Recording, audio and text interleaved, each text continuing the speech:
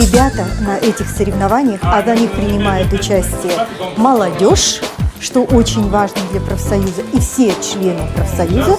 Поэтому думаю, что наше мероприятие и сплочению как раз послужит, и ребята смогут помериться своими силами. Это всегда интересно, потому что дух соревнований, он способствует все-таки развитию добрых традиций.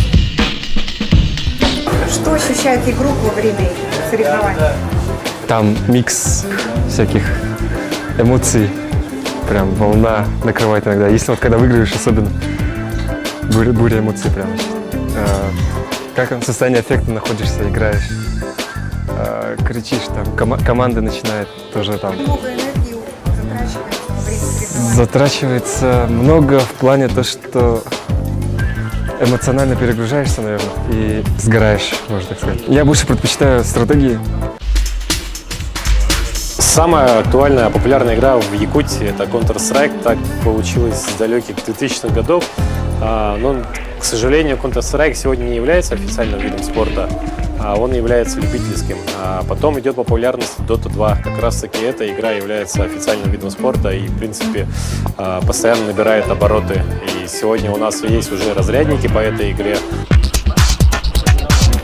Именно по киберспорту участвую впервые, скажем.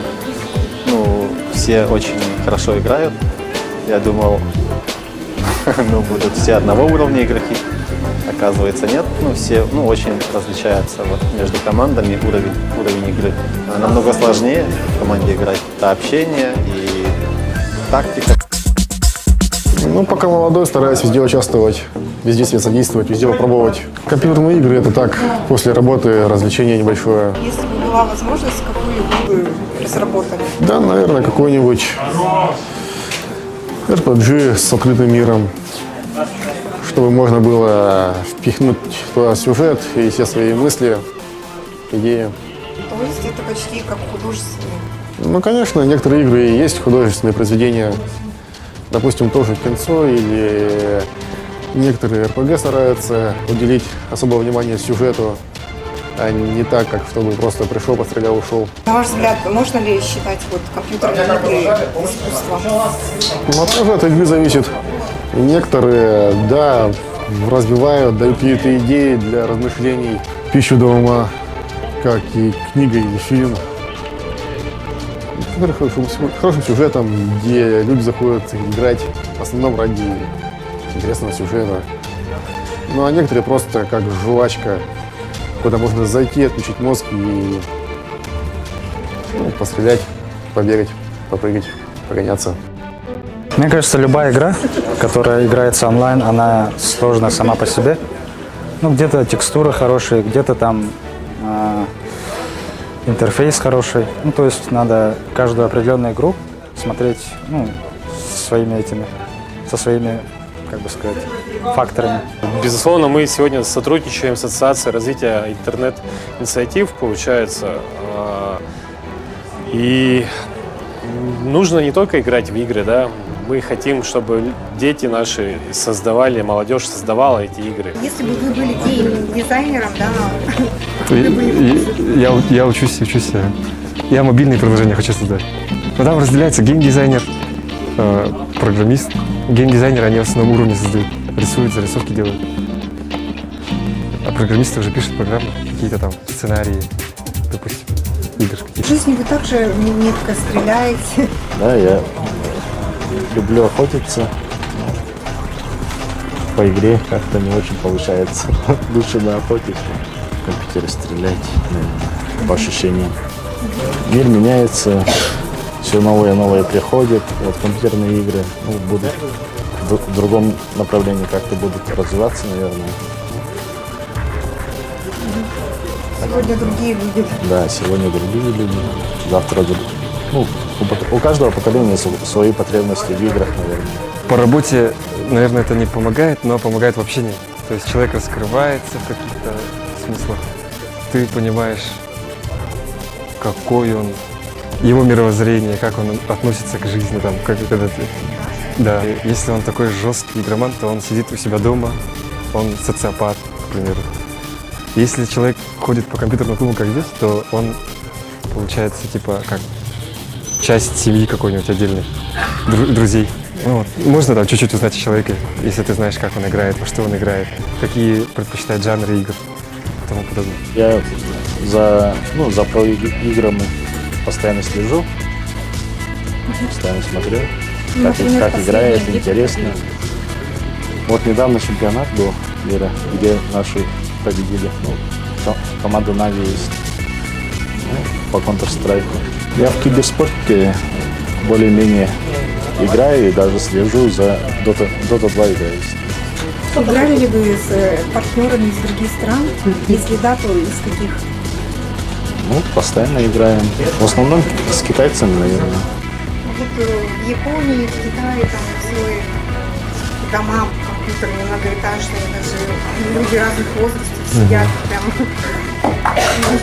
Можно ли назвать это зависимостью? Что вы думаете вообще об этой психологической проблеме? Ну там перенаселение, насколько я знаю, да, места мало, народу очень много. И Япония, по-моему, создали же тамагочи игры, которые там для своих питомцев, типа, в компьютерном мире следить. Также они в компьютерном мире общаются, то есть они компенсируют тем, что вокруг не с кем поговорить, но общаются с друзьями, которые где-то там находятся. Но они все вместе находятся в игровом мире. То есть в игровом мире они раскрываются, также общаются, там, живут, влюбляются, играют, женятся, детей рожают. Это все в играх все происходит. Поэтому, мне кажется, это какая-то отдушина, может, для кого-то, для них, для Японии. Да, образ жизни. У каждого свое все равно. Кому-нибудь, к примеру, человеку из леса не понять, о чем они говорят. Полезность, безусловно, сегодня уже доказана тем, что киберспортсмены это те люди, которые готовы и любят побеждать. То есть они побеждают, добиваются успехов в той или иной области. Кто такой киберспортсмен, если так подумать? Он занимается спортом, он также может заниматься классическим видом спорта, он где-то работает, учится и параллельно еще участвует в каких-то соревнованиях. То есть, в принципе, это те люди, которые везде все успевают и развивают в себе те компетенции, которые необходимы для победы в киберспорте. Это командный дух, как бы лидерские позиции, то есть развитие софт-скиллсов каких-то здесь, безусловно, имеется. Кто следит за тем, чтобы дозированно ты сидел за компьютером? Родители. Сколько часов можно сидеть? 2 или час с половиной там. В день? Ну да, в день. Мне кажется, что киберспорт, он развивает реакцию и быструю печать на клавиатуре. Ну, а также в общении тоже, вот, с английским языком, например. В киберспорте играешь в основном с другими странами. Ну, например, я играю с другими странами. В основном мы играем в Европе. Просто, получается, сервер создается, например, в Швеции, да? И на него уже игроки из других стран заходят. Итальянцы, поляки в основном и немцы. Так как киберспорт в основном национальный язык это английский, поэтому общались только на английском. Да, понимаем. Ну, мне кажется, да, то, что бывает зависимость, но мне кажется, она временная. То есть ты в молодости, если увлекаешься, то там в основном в студенчестве. А так всю жизнь играть это уже перебор. Если, конечно, быть киберспортсменом настоящим, играть за какую-то команду в Европе или в России, тогда еще киберспорт можно считать, ну, можно зарабатывать на этом. Мы нацелены на азиатский рынок, потому что в Азии 60% гейм-индустрии. У нас есть история успеха, что мы побеждали по НФС в 2010 году, заняли первое место. У нас есть история сейчас, якутянин в прошлом году занял первое место по артефакту во всем мире. Сейчас у нас один игрок едет, точно не могу, в Вашингтон участвовать на соревнованиях из Якутии. Сегодня мы, находясь здесь, в Якутии, стремимся, конечно, стать частью мировой индустрии, быть лучше и соревноваться с лучшими.